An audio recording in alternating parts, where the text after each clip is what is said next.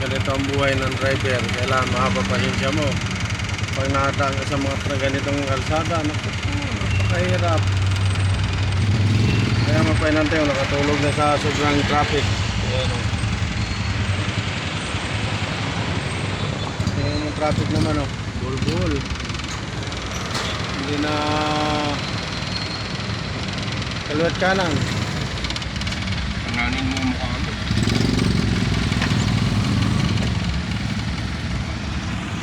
Yan, tingnan mo kung gaano kahaba traffic yan. Kailangan pag magkakaroon ka ng ganitong ka-traffic, kailangan mahaba pasensya mo.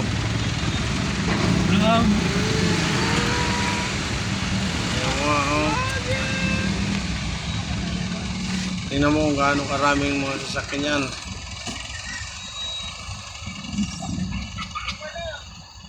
Ayan.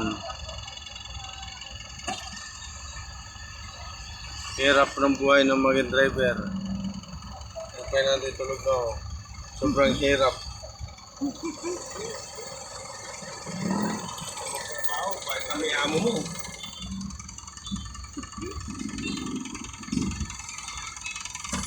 Hindi ka marunong magpasensya pag sa ganito ka traffic. Mapapaway ka lang sa kapwa mo driver. Marami matitigas ang ulo. May ulo bang malambot?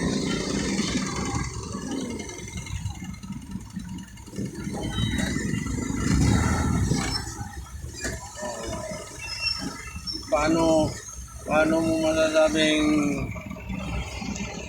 hindi init ang ulo mo dito sa pagmamaneho? Tingnan mo, lusot-lusutan, kaliwat kanan. Wala na sa lugar, counterflow na yan. Gusto pa rin pumasok kahit hindi nila linya. Kaya lalo nagiging matraffic ang daan.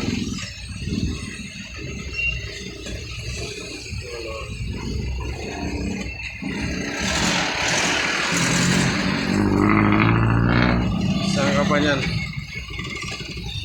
Ang lapit lang ng pinunta namin. Gaano kami katagal makakabalik.